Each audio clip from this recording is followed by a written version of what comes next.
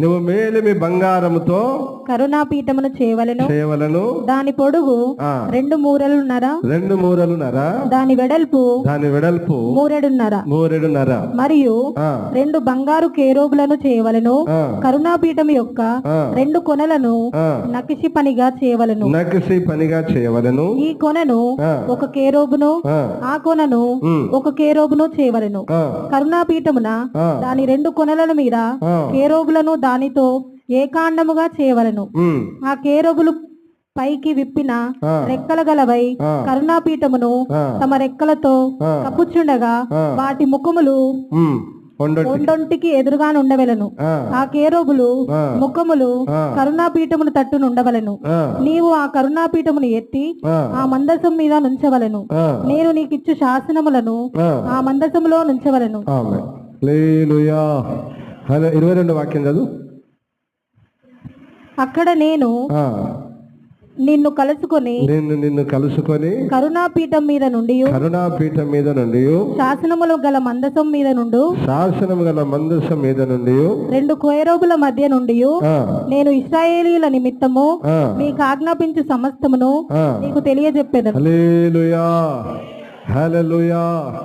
ప్రత్యక్ష గుడారం గురించి మనం నేర్చుకుంటున్నాం. ప్రత్యక్ష గుడారములో అతి పరిశుద్ధ స్థలములో నిబంధన మందసమును గురించి, దాని మీద ఉండబడిన కరుణాపీఠమును గురించి మనం నేర్చుకుంటున్నాం.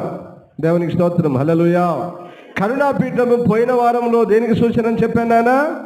దేవుని యొక్క కరుణకు కనికరమునకు సూచన అని చెప్పాను. దేవుని యొక్క కరుణ కనికరమునకు సూచనగా ఉన్నది అని చెప్పాను. ఎవరు దేవుని కనికరం పొందుతారు అనే సంగతులన్నీ కొన్ని విషయాలు చెప్పాను. దేవునికి స్తోత్రం, హల్లెలూయా, హల్లెలూయా. ఈరోజు మీకు ఇదే కరుణాపీఠమును గురించి చెప్తాను. ఇదే కరుణాపీఠము దేనికి సూచనగా ఉన్నది? ఒకటి దేవుని కరుణ కనికరానికి, రెండవది దేనికి సూచనగా ఉన్నది అంటే బిడ్డలారా, దేవుని యొక్క ప్రాయశ్చిత్తానికి సూచనగా ఉన్నది. ఆమెను చెప్పండి, హల్లెలూయా. మన ప్రభు అయిన యేసు క్రీస్తు సిలువలో నీ కొరకు నా కొరకు బలియాగమైపోయినటువంటి, రక్తమును కార్చి మన కొరకు ప్రాణము పెట్టినటువంటి ఆ ప్రాయశ్చిత్తము చేసిన దానికి సూచనగా ఉన్నది. ఆమేన్ చెప్పండి. ఇప్పుడు దేనికి సూచన ఉన్నది? కరుణాపీఠము ప్రాయశ్చిత్తమునకు సూచనగా ఉన్నది. దేనికి? ప్రాయశ్చిత్తమునకు సూచనగా ఉన్నది. ఇప్పుడు చదవండి నాన్న, లేవి కాండం 16వ అధ్యాయం మొత్తం ఉంటుంది. అది మొత్తం ఉంటుంది, కానీ మీరు 16వ అధ్యాయం 14వ వాక్యం నుంచి 17 వరకు చదవండి. ఆ తర్వాత మీరు ఇంటికి వెళ్ళిన తర్వాత దాన్ని మొత్తం అధ్యాయం చదువుకోండి. ఇప్పుడు ప్రాముఖ్యమైన విషయాలు లేవి కాండం 16వ అధ్యాయం 14 నుంచి. అప్పుడతడు ఆ కోడె రక్తములో కొంచెము తీసుకొని తూర్పు ప్రక్కను కరుణాపీఠం మీద తన వ్రేలితో ప్రోక్షించి కరుణాపీఠము ఎదుట తన వ్రేలితో ఆ రక్తములో కొంచెము 7 మార్లు ప్రోక్షింపవలెను. దేని మీదనైనా అది. ఇప్పుడు ఒక యాజకుడు ఏం చేయాలంటే, ఒక కోడెను తీసుకొని దాన్ని వధించి దాని రక్తాన్ని పట్టుకొని కరుణాపీఠం దగ్గరికి వెళ్ళి కరుణాపీఠం మీద ఈ రక్తంలో ఏలు ముంచి ఇట్లా వేయాల, మూలలకు ఇట్లా చమరాల మూలలకు. అర్థమవుతుందా? ఇట్లా ఎన్ని మార్లు చేయమన్నాను అక్కడ? 7 మార్లు చేయమన్నాడు. ఎన్ని? 7 మార్లు చేయవలను. చదువునా? అప్పుడతడు ప్రజలర్పించు పాప పరిహారార్థ బలియగు మేకను వధించి అడ్డతెర లోపలికి దాని రక్తము తెచ్చి ఆ కోడె రక్తముతో చేసినట్లు దీని రక్తముతోను చేసి కరుణాపీఠం మీదను కరుణాపీఠం ఎదుటను దాన్ని ప్రోక్షింపవలెను. అట్లు అతడు ఇశ్రాయేలీయుల సమస్త పాపములను బట్టి. అదిగో ఈ మాట మీరు గుర్తుపెట్టుకోవాలి. అతడు ఇశ్రాయేలీయుల సమస్త పాపము నిమిత్తము, పాపముల బట్టి అనగా వారి అపవిత్రాత్మను బట్టి, వారి అపవిత్రతను బట్టి, వారి అతిక్రమములను బట్టి పరిశుద్ధ స్థలమునకు ప్రాయశ్చిత్తము చేయవలెను. ఆమెను చెప్పండి అందరూ. ఆ 17వ వాక్యంలో కూడా అదే ఉంటుంది. తన నిమిత్తం. ఇప్పుడు అక్కడ ఏముంటుంది అంటే, ఇప్పుడు యాజకుడు తన నిమిత్తము, తన ఇంటి వారి నిమిత్తము వారందరి పాపములు పరిహరించబడినట్లుగా అలాగనే ఈ మేకపిల్ల రక్తమును కూడా తీసుకుని వెళ్ళి దాన్ని కూడా కరుణాపీఠం మీద ప్రోక్షించి ప్రాయశ్చిత్తము చేయవలెను. ఆమేన్, హల్లెలూయా, హల్లెలూయా. ఇప్పుడు ఎవరి కొరకు ప్రాయశ్చిత్తం చేయబడింది? ఎవరి కొరకు? ఇశ్రాయేలీయుల సమస్త పాపము నిమిత్తము, వారి అపవిత్రత నిమిత్తము, వారి అక్రమముల నిమిత్తము ఏం చేయబడింది నాన్న? ప్రాయశ్చిత్తము చేయబడింది. ఏంటి ప్రాయశ్చిత్తం ఎలాగ జరుగుతుంది, ఎలాగ చేస్తున్నారని మనం జాగ్రత్తగా ఆలోచిస్తున్నారా? ప్రాయశ్చిత్తము, ఇప్పుడు పాపం చేశారు కనుక ప్రజలు, వీరి పాపల కొరకు ఏం చేయాలి? ఒక బలిని తీసుకురావాలి. బలిని తీసుకొచ్చి దాన్ని అర్పించాలి. దాని రక్తము పాత్రలో పట్టాలి. ఆ రక్తాన్ని తీసుకొని వచ్చి ఎక్కడ తీసుకురావాలి? అతి పరిశుద్ధ, సంవత్సరానికి ఒకసారి జరిగే సంగతి ఇది. సంవత్సరానికి ఒకసారి జరిగే సంగతి. అతి పరిశుద్ధ స్థలంలోనికి వచ్చి, ప్రత్యక్ష గుడారంలో అతి పరిశుద్ధ స్థలంలోనికి, నిబంధన మందసం దగ్గరికి వచ్చి, దాని కొనలను కరుణాపీఠమును ఏలుతో రక్తాన్ని ప్రోక్షించాలి. ఇప్పుడు ఏం జరుగుతుందంటే ప్రజల యొక్క పాపాలన్నీ ఏమవుతాయి? క్షమించబడతాయి. ప్రాయశ్చిత్తం లేకపోతే ప్రజల పాపాలు ఏమవుతాయి? అనరా? ప్రాయశ్చిత్తం కనుక లేకపోతే ప్రజల పాపాలు ఏమవుతాయి? క్షమించబడు. అది వారి మీదనే నిలిచి ఉంటాయి. కాబట్టి ఇప్పుడు సమస్త మానవులు చేస్తున్న ప్రతి పాపము నిమిత్తము ఏం కావాలి నానా? ఒక ప్రాయశ్చిత్తము జరగాలి. ఏం కావాలి నానా? ప్రాయశ్చిత్తము అంటే బలి అర్పించబడాలి, వధించబడాలి. దాని రక్తము అతి పరిశుద్ధ స్థలములో కరుణాపీఠం మీద, నిబంధన మందసం మీద ప్రోక్షింపబడాలి. అలాగైతేనే ప్రతి మానవునికి ఏం కలుగుతుంది? పాప క్షమాపణ కలుగుతుంది. దేవునికి స్తోత్రం. హల్లెలూయా, హల్లెలూయా. ఇది ఏ కాలంలో? ఇది పాత నిబంధన కాలం, ధర్మశాస్త్ర కాలం. పాత నిబంధన కాలంలో, ధర్మశాస్త్ర కాలంలో ఈ ప్రాయశ్చిత్తం జరిగించిండ్రు. ప్రాయశ్చిత్తం జరిగించేది ఎవరు? దైవ సేవకులు. ప్రాయశ్చిత్తం జరిగించేది ఎవరు? దైవ సేవకులు. ప్రాయశ్చిత్తం అయిపోయేది ఏంటిది? బలి పశువు వధింపబడాలి, దాని రక్తం ప్రోక్షింపబడాలి. కరుణాపీఠం మీద, నిబంధన మందసం మీద. ఇప్పుడు సమస్త ప్రజల పాపాలకి ఏం కలుగుతుంది? పాప క్షమాపణ కలుగుతుంది. హల్లెలూయా, హల్లెలూయా. లేవికాండం 4వ అధ్యాయం 32వ వాక్యం, 35వ వాక్యం చదువు, లేదా డైరెక్ట్ 35 చదివి. లేవికాండము 4వ అధ్యాయం 35 చదువున్నాను డైరెక్ట్. మరియు సమాధాన బలి పశువు యొక్క క్రొవ్వును తీసినట్లు, సమాధాన బలి పశువు యొక్క క్రొవ్వును తీసినట్లు దీని క్రొవ్వంతయు తీయవలెను. యాజకుడు యెహోవాకు అర్పించు హోమముల రీతిగా బలిపీఠము మీద వాటిని ధూపము వేయవలెను. అతడు చేసిన పాప విషయమై యాజకుడు అతని నిమిత్తము ప్రాయశ్చిత్తము చేయగా అతనికి క్షమాపణ కలుగును. అందరూ ఆమేన్ చెప్పండి. హల్లెలూయా. దొరికిందా? మనకు దొరికిందా? పాప క్షమాపణ దొరికిందా? దొరికింది. మనం తెలిసి తెలియక చేసిన ప్రతి పాపములకు ప్రాయశ్చిత్తము చేయగా పాపానికి క్షమాపణ కలుగుతుంది. హల్లెలూయా, హల్లెలూయా. ఇప్పుడు దేంతో ప్రాయశ్చిత్తం చేశాడు అనంటే మొదటగా రక్తంతో ప్రాయశ్చిత్తం చేశాడు. ఇప్పుడు నువ్వు చదివిన కట దేంతో ప్రాయశ్చిత్తం చేయబడింది నాన్న? ఆ పశువు యొక్క కొవ్వు. దేని చేత చెప్పండి? దేని చేత? క్రొవ్వు దేని మీద కరిగించాడు? బలిపీఠం మీద. కొవ్వుని ఎక్కడ కరిగించాలి? చెప్పాలి బిడ్డ, మీరు అందరు, మీకు అర్థం కావాలి. ఇంత మంచిగా ఎవరు చెప్తారా మీకు? ఇంత నెమ్మదిగా మంచిగా అర్థమవుతాడు. కొవ్వు ఏం కావాలి నాన్న? బలిపీఠం మీద. ఇప్పుడు బలిపీఠం అంటే ఏంటిది నాన్న? చెప్పాలి. బలిపీఠం అంటే ఏంటిది? ప్రార్థన. ఏ ప్రార్థన? కొవ్వును అది రావాలి, అక్కడికి రావాలి బిడ్డ. మన కొవ్వంతా కరిగించే ప్రార్థన. ఇప్పుడు చెప్పు, కొవ్వు ఎట్లా కరుగుతుంది నాన్న? అది మీకు అర్థం కావాలని చెప్తున్నా. నీ కొవ్వు కరగాలంటే బిడ్డ ఉపవాస ప్రార్థన. దావీదేమన్నాడు? ఉపవాసం చేత నా మోకాళ్ళు క్షీణించిపోయాను, నా శరీర పుష్టి, నా బలం, నా ఆరోగ్యం తగ్గి చిక్కిపోయాను. కొవ్వేమైంది? పాపమైనది. అది అర్థమైందా? కొవ్వు కరిగితేనే కానీ. ఇప్పుడు చెప్పండి, చెప్పాలి నాన్న. ఇప్పుడు మీరు చెప్పాలి. కొవ్వు కరిగితేనే కానీ క్షమాపణ దొరకదు. నేను చెప్పింది తప్ప? మీరు చెప్పండి. ఇప్పుడు నేను చెప్పింది తప్ప? అస్సలు కాదు. బలి పశువు ఎవరో కాదు. బలి పశువు అంటే ఎవరినాను? మన ప్రభు అయిన యేసుక్రీస్తు. ఇప్పుడు బలి పశువు ఇప్పుడు ఎవరము? ఇప్పుడు బలిపశు ఎవరు నాన్న? మన యేసయ్య మన కొరకు బలి అయిపోయింది కదా. ఇప్పుడు మనం కూడా ఏం కావాలి? బలి కావాలి. సజీవ యాగముగా అన్నాడు రోమ 12లో ఏమన్నాడు? మీ శరీరంలో సజీవ యాగముగా ఆయనకు సమర్పించుకోమన్నాడు. సజీవంగా ఉండాలి, బ్రతికుండాలి. కానీ యాగం అయిపోవాలంటే కాలిపోవాలి. యాగం అంటే కాలిపోవట, కాల్చబడుట, కాలిపోవాలి బిడ్డ, కాలిపోవాలి నాన్న. మనం అలాగున మన కడుపులు ఏం కావాలి? కాలిపోవాలి. కాలిపోతే దాన్ని అన్నాడు, అది ప్రాయశ్చిత్తం అన్నాడు. ఆమేన్, హల్లెలూయా. ఎప్పుడైతే నువ్వు అలాంటి ప్రాయశ్చిత్తం చేస్తావో బిడ్డ, నీ సమస్త పాపాలకు క్షమాపణ దొరుకుద్ది. హల్లెలూయా, హల్లెలూయా. రైట్. ఒకటి దేని చేత ప్రాయశ్చిత్తం చేయబడింది? రక్తం అనండి. ఒకటి దేని చేత నాన్న? గొడ్లు, కోడెదూడ, అర్థమైందా? కోడెదూడ, గొర్రె, మేకలు, వీటన్ని చేత ఏమైంది? వీటి రక్తం చేత ఏమైంది నాన్న? మానవునికి వారి పాపాలు క్షమించబడ్డాయి. వారి పాపాలు క్షమించబడడం అంటే ఏం జరిగింది? ప్రాయశ్చిత్తం జరిగింది. దేని ద్వారా? రక్తము ద్వారా. ఇప్పుడు చెప్తున్నాను, రెండవది దేని ద్వారా? అట్లా ఇది గుర్తుపెట్టుకోవాలి. రెండవది దేని ద్వారా? కొవ్వు.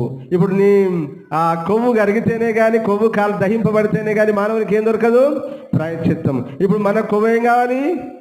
మన కొవ్వు కరిగితేనే కానీ మనకేం దొరకదు? పాప క్షమాపణ దొరకదు. ఇది ఉపదేశం. ఏ అంటారు? లోతైన ఉపదేశాలు. మా పితరులు చెప్పగా విన్నాం.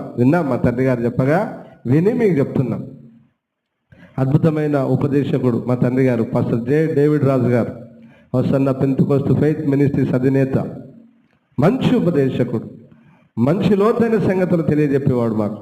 దేవునికి మహిమ కలుగును గాక. ఆమేన్, హల్లెలూయా.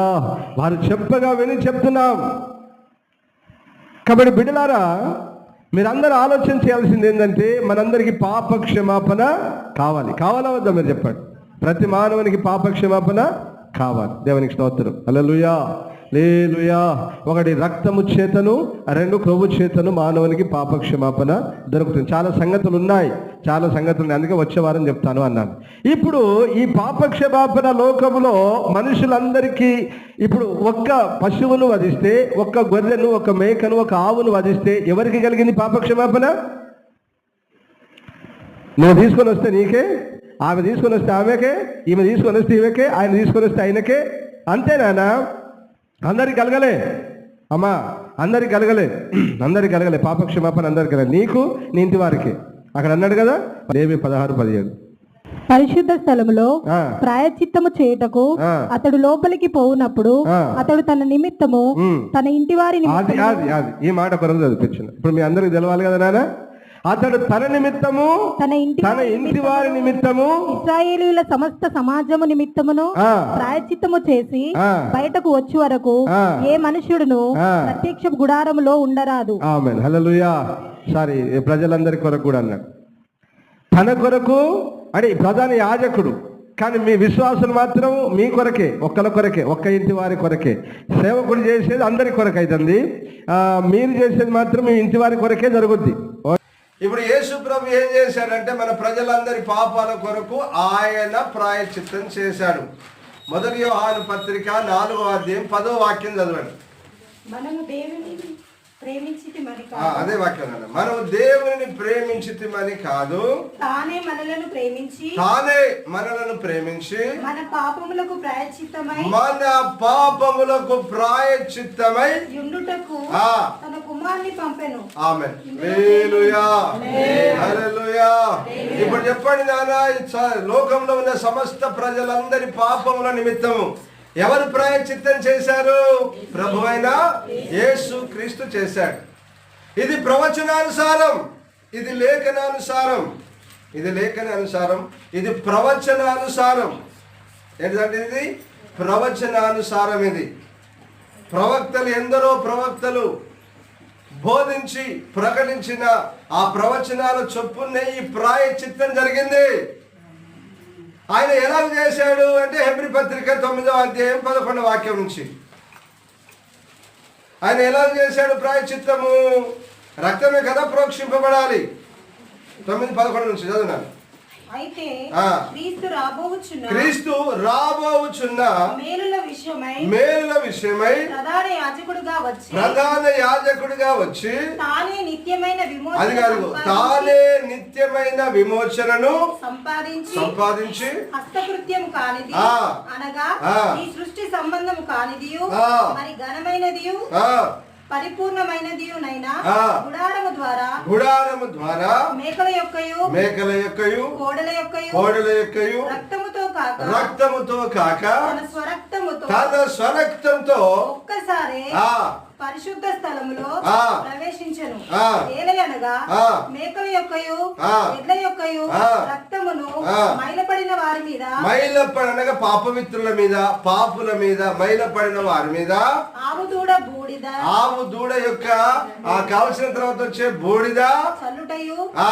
శరీర శుద్ధి కలుగునట్లు ఆ. వారిని పరిశుద్ధపరిచిన ఎడల నిత్యుడగు ఆత్మ ద్వారా తన్ను తాను ఆ.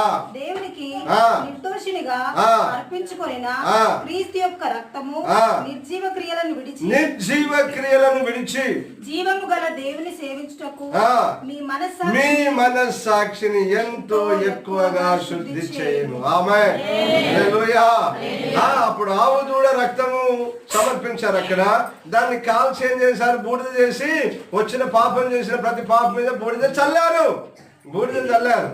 అదే అంతఃశుద్ధి చేస్తే మరి దేవుడున్నాడే, దేవుడు ప్రభు అయిన యేసుక్రీస్తు, ఆయన పరిశుద్ధుడు, నీతిమంతుడు, పరలోకం నుంచి దిగివచ్చిన దేవుడున్నాడే, ఆయన తన్ను తాను సజీవ యాగముగా బలి అర్పించుకొని తన్ను తాను సజీవంగా బలి అర్పించుకున్న తర్వాత ఇంకా ఎక్కువగా ఎంత శుద్ధి కలుగుద్ది మీకు అని అంటున్నాడు. మీ మనస్సాక్షిని, మిమ్మల్ని అది మరీ ఎక్కువగా శుద్ధి చేస్తుంది. హల్లెలూయా, హల్లెలూయా.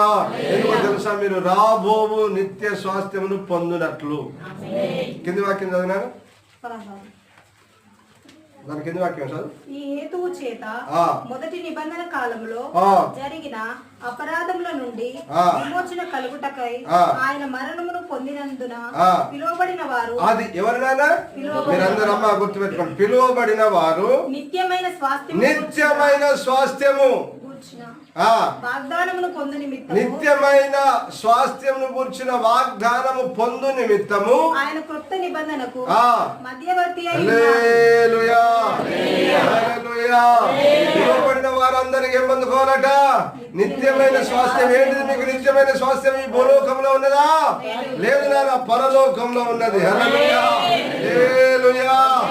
నీ పాపాలు క్షమించబడు నిమిత్తమే మాత్రమే కాదు, నిన్ను శుద్ధీకరించి పరిశుద్ధపరచబడు నిమిత్తమే కాదు, నిత్యుడగు ఆత్మ ద్వారా తన్ను తాను ఎందుకు సమర్పించుకున్నాడంటే నిత్యమైన స్వాస్థ్యము పరలోకంలో నువ్వు పొందుట కొరకు. హల్లెలూయా. దాని కొరకు యేసయ్య ప్రాయశ్చిత్తమైపోయాడు. దాని కొరకు ప్రభు అయిన యేసుక్రీస్తు ఏమయ్యాడు నారా? ప్రాయశ్చిత్తము చేశాడు. తన ప్రాణాన్ని పెట్టాడు, తన రక్తాన్ని కార్చాడు. తన ప్రాణాన్ని పెట్టి తన రక్తాన్ని కార్చాడు. అప్పుడు ప్రాయశ్చిత్తం ఏంటిదానా? గొడ్లు మేకల రక్తం. ఇప్పుడు ప్రాయశ్చిత్తం ఏంటిది? యేసయ్య శరీరం, యేసయ్య రక్తం. యేసయ్య శరీరం, యేసయ్య రక్తం. ఆ రక్తం చేతనే బిడ్డలారా మనందరికి ప్రాయశ్చిత్తం చేశాడు ప్రభు. మనందరికీ ప్రాయశ్చిత్తం జరిగించాడు. కాబట్టి ఇప్పుడు ఆ ప్రాయశ్చిత్తం పొందిన మనమందరం ఎలా ఉండాలి?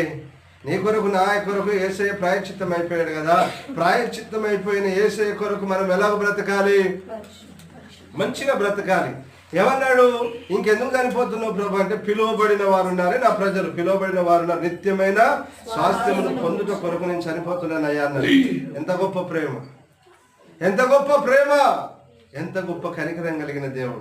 హల్లెలూయా, హల్లెలూయా. కాబట్టి బిడ్డలారా, బైబిల్లో రాయబడింది రోమాలు, ఇదిగో సమస్తము మీకు అనుగ్రహించిన దేవుడు.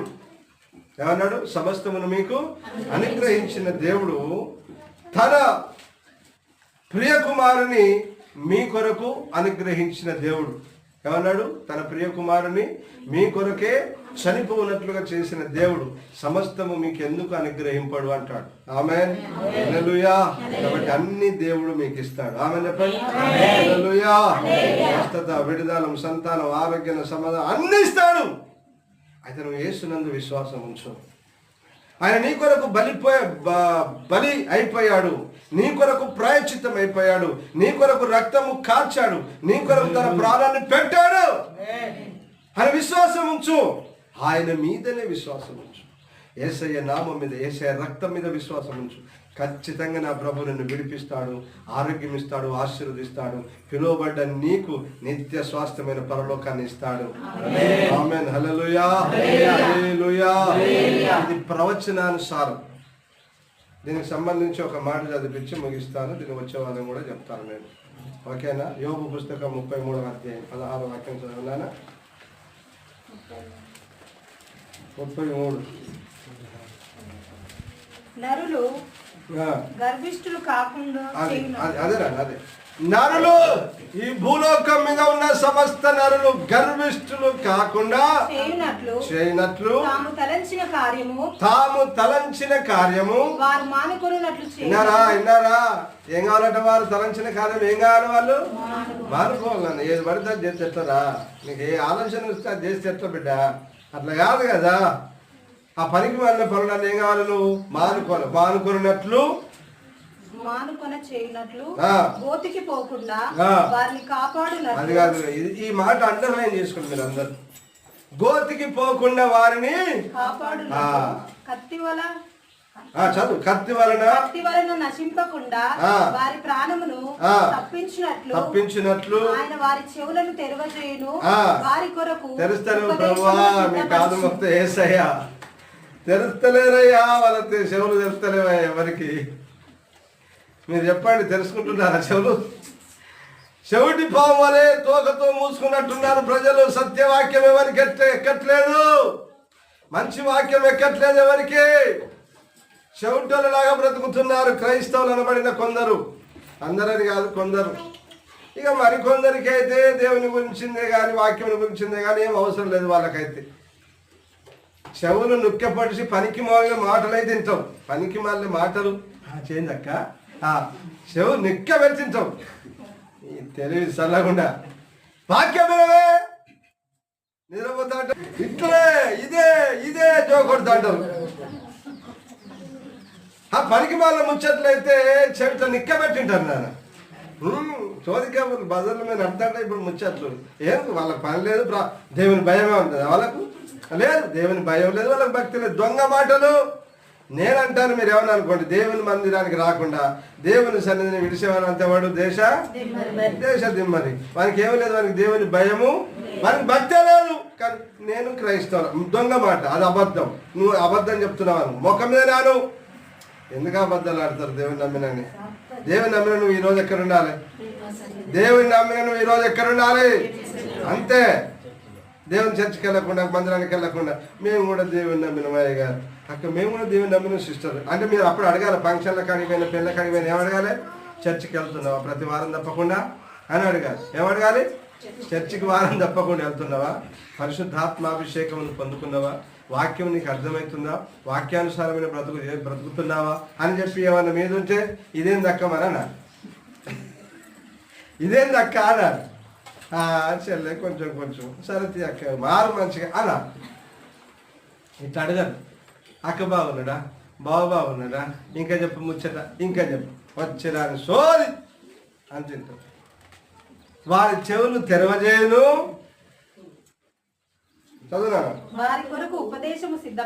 ఏం చేసి సిద్ధపరచున్నాడు దేవుడు? వారి కొరకు ఉపదేశము సిద్ధపరచును. వ్యాధి చేత మంచమెక్కుట వలనను ఒకని ఎముకలలో ఎడతెగని నొప్పులు కలుగుట వలనను వాడు శిక్షణమునందును ఎందుకు వచ్చిందా వ్యాధి చేత మరి వినాలి, అందరికి తెరవాలరా.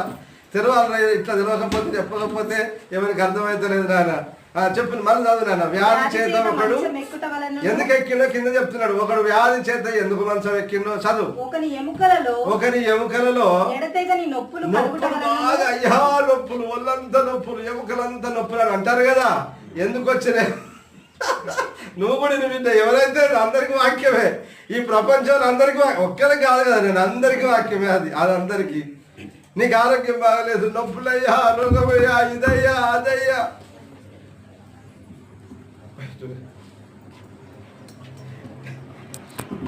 వాక్యం ఇస్తుందిరా, వాక్యం ఇట్లుంటుంది, ఎంత కఠినంగా ఉంటుంది ఇది. అసలు షాక్, అరే ఇదేంది ప్రభా అంటే మాకు వ్యాధి వచ్చింది మా శిక్షణ కొరక. శిక్షణ అంటే ఏంటంటే తర్పిదు అమ్మ, అర్థమవుతుంది. శిక్షణ అంటే వేరే శిక్ష అనుకోకండి, శిక్షణము అంటే తర్పిదు, ట్రైనింగ్. ఇది ట్రైనింగ్ అనుకోవాలి మీరంతా. అంటే ఈ అనుభవం ఉండాలి కదా. ఇప్పుడు మీకు ఒక విషయం చెప్పాను, పరలోకంలోనికి వెళ్ళిన తర్వాత యేసుప్రభు వారిని సాక్ష్యం యేసుప్రభు వారి గురించి ఏమైనా సాక్ష్యం ఇచ్చాడు? వీరు ఎక్కడి నుంచి వచ్చిందంటే వీరు బహుశ్రమలలోంచి. అరే నీకు రోగం అనేది తెలియకపోతే నీకు శ్రమ ఎక్కడిదిరా? పరలోకం కావాలంటే శ్రమలు, యాతన, రోగం, వ్యాధి, బాధ అన్నీ ఉంటాయి. అదే శిక్షణ అన్నాడు. చదువురాను. ఒకని ఎముకలలో ఎడతెగని నొప్పులు కలుగుట వలనను వాడు శిక్షణము నొందును. రొట్టెయు రుచిగల ఆహారమును వానికి అసహ్యమగును. వాని శరీర మాంసము క్షీణించిపోయి వికారమగును. బయటికి కనబడకుండిన ఎముకలు పైకి పొడుచుకొని ఇది అంతెవరి గురించి అంటే ప్రభు అయిన యేసుక్రీస్తును గురించిన ప్రవచనం. మన కొరకే నాన్న ఆయన అలాగైపోయాడు, మన కొరకే ఆయన అలాగైపోయాడు, పొడుచుకొని వచ్చును. చదవమ్మ.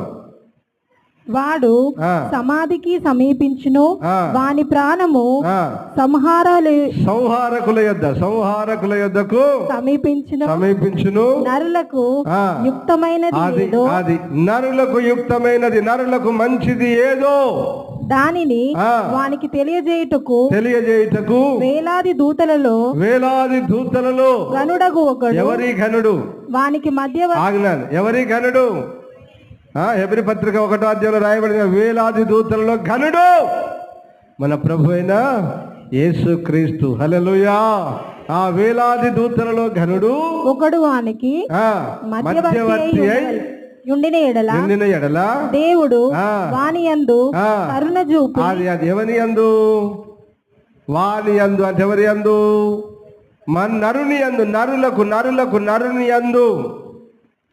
మళ్ళీ మధ్యవర్తి అయిన వాని యందు, ఆయన యందు, అలాగనే నరుల యందు కరుణ చూపి పాతాళంలోనికి దిగి వెళ్లకుండా వానిని విడిపించును. ప్రాయశ్చిత్తము నాకు దొరికెనని సెలవిచ్చును. అప్పుడు వాని మాంసము బాలుర మాంసము కన్నా ఆరోగ్యముగా నుండును. వానికి తన చిన్ననాటి స్థితి తిరిగి కలుగును. వాడు దేవుని బతిమాలుకొని ఎడల ఆయన వానిని కటాక్షించును. కావున వాడు ఆయన ముఖము చూచి సంతోషించును. ఇలాగున నిర్దోషత్వమును ఆయన నరునికి దయచేయును. అందరూ ఆమేన్ చెప్పండి గట్టిగా. హల్లెలూయా. ఇది చేసిన వారెవరు? ఈ కార్యం చేసిన వారెవరు? 16వ వాక్యం నుంచి 26 వాక్యాల వరకు మీరు చదివితే ఈ కార్యం ఎవరి గురించి చెప్పబడింది? ప్రభువైన యేసుని క్రీస్తుని గురించి చెప్పబడింది. నీ కొరకు నీ రోగాలు నా రోగాలు ఆయనే మోసాడు, నీ వ్యాధి నా వ్యాధి ఆయనే మోసాడు, నీ కొరకు నా కొరకు ఆయనే శ్రమ పడ్డాడు. ఆయన ఎముకలు పైకి పొడుచుకొని వచ్చినాయి. నీ కొరకు నా కొరకు ఆయనే ప్రాయశ్చిత్తము చేయబడ్డాడు అన్నాడా? దేవుడే అన్నాడా? ప్రాయశ్చిత్తం నాకు దొరికిందన్నాడు అని కింద అంటాడు. ఇలాగున నిర్దోషత్వం నరునికి ఎవరు సార్థం చేసింది? నరుని నిర్దోషంగా చేసిన వారు ఎవరు ఈ లోకంలో? నరుని పాపంలోంచి విమర్శించిన ప్రభు దేవుడు ఎవరు? ఇది ప్రభు అయిన యేసుక్రీస్తు. హల్లెలూయా, హల్లెలూయా. కాబట్టి నా ప్రియమైన దేవుని బిడ్డ, చిన్ననాటి స్థితి ఏంటిది? యోహాను సువార్తలో అన్నాడు కదా, ప్రభువా ఇదిగో నీ యొద్దకు నేను వస్తున్నాను, నీ మహిమ చేత నన్ను మహిమపరచు అన్నాడు. ఏ స్థితి అయితే అంతకు ముందు ఉందో అదే స్థితిని, అంతకు రెట్టింపు స్థితిని యేసయ్యకి ఇచ్చాడు దేవుడు. ఆమేన్, హల్లెలూయా, హల్లెలూయా. కాబట్టి నరునికి నిర్దోషత్వం ఇలాగున ఎవరు ప్రాయశ్చిత్తం చేయగా? ప్రభు అయిన యేసుక్రీస్తు ప్రాయశ్చిత్తము చేయగా నరునికి నిర్దోషత్వము ఇలాగున దొరికింది. ఇది యోబు ద్వారా ప్రవచించబడిన ప్రవచనం. దేవునికి స్తోత్రం, హల్లెలూయా. నేను ఒక్క మాట చెప్పాను. ఏంటి? ఏంటి ఇది? కరుణాపీఠం దేనికి సూచన? ప్రాయశ్చిత్తానికి సూచన. ఎందుకు? మీరు ఆ లేవి కాండంలో చూశారు కదా, 16వ అధ్యాయంలో చూశారు కదా, అక్కడ ఏం చేశాడు ప్రధాన యాజకుడు? ఆ రక్తాన్ని తీసుకుని వెళ్ళి కరుణాపీఠం మీద ప్రోక్షిస్తున్నాడు. అంటే ఎవరి రక్తము? గొర్రెలు, గొడ్ల, మేకల రక్తం. ఎవరికి? దేని కొరకు అంటే ప్రాయశ్చిత్తం చేయటం వల్ల ఏం కలిగింది? మానవునికి క్షమాపణ, పాప క్షమాపణ కలిగింది. అలాగనే ప్రభు అయిన యేసుక్రీస్తు లోకంలో ఉన్న సర్వ మానవాళి యొక్క పాపముల కొరకు ఏమయ్యాడు? ప్రాయశ్చిత్తం అయిపోయాడు. ఆయన ఎవడు అవునన్నా కాదన్నా, నథింగ్ డూయింగ్ అని మనకు ఎవరు అవునన్నా కాదన్నా, ఎవరు యేసు ప్రభును నమ్మినా నమ్మకపోయినా, ఈ లోకంలో ఉన్న సర్వ మానవాళి, పుట్టిన వారి కొరకు, పుట్టబోతున్న వారి కొరకు, పుడుతున్న వారందరి కొరకు యేసయ్య ప్రాయశ్చిత్తము చేశాడు. ఆమేన్, హల్లెలూయా, హల్లెలూయా. అది ఎన్నటికి తీరక ఆ రుణం అట్లుండవలసినదే. దాన్ని, ఆ రుణమును ఎవ్వడు తీర్చలేడు. నువ్వు అవునన్నా కాదన్నా, సార్ నీ కొరకు ప్రాయశ్చిత్తం చేయబడింది, నీ పాపాల కొరకు ప్రాయశ్చిత్తం చేయబడింది. కేవలము నా కొరకు చనిపోయి ప్రాయశ్చిత్తం చేసిన వాడు, నా కొరకు రక్తం చెందించిన వాడు ప్రభు అయిన యేసుక్రీస్తు అని నువ్వు విశ్వాసం ఉంచి ఆయన యొద్దకు వచ్చి ఆయన నమ్ముకొని బాప్తిసం పొంది అభిషేకం పొంది పరిశుద్ధంగా బ్రతికితే చాలు, పరలోకం వెళ్తావు,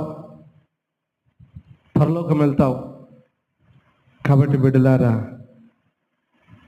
అతనికి చిన్ననాటి స్థితి ఏం కలిగింది? మళ్ళా కలిగింది.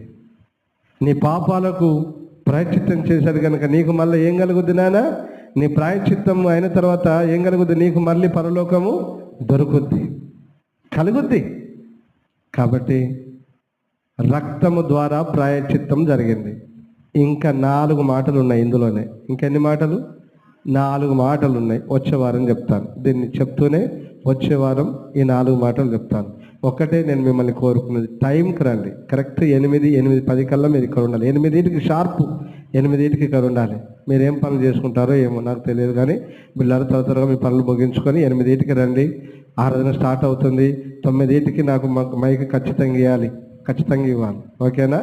మీరు దాన్ని టైం ఆలోచన చేసుకొని పాటించండి. ఖచ్చితంగా దేవుడు మిమ్మల్ని దీవిస్తాడు. ఆమేన్. ఇప్పుడు చెప్పండి అన్న, మనకేం దొరికింది? దేవుని దగ్గరికి వస్తే మన పాపాల నిమిత్తము ప్రాయశ్చిత్తము దొరికింది. ఇప్పుడు మనకేం కలిగింది? ఇప్పుడు మన పాపాలన్నీ క్షమించు. ఇది ఆశీర్వాదమా కాదా? సర్వలోకంలో ఉన్న మానవునికి కావలసిన, ప్రతి వ్యక్తికి కావలసిన దీవెన ఇది, ఆశీర్వాదం ఇది. కాబట్టి ప్రాయశ్చిత్తం దొరికింది, పాపాల్లోంచి క్షమించబడ్డాం, నిర్దోషిగా మార్చబడ్డాం. అలాగునా నిర్దోషిగా మార్చబడ్డాం. రాబోయే వారంలో నేను అన్ని సంగతులు చెప్తాను. జాగ్రత్తగా టైంకు ప్రిపేర్ అయ్యండి. దేవుడు ఈ మాటలు దీవించును గాక. ఆమేన్. మోకరించండి, ప్రార్థన చేసుకుందాం.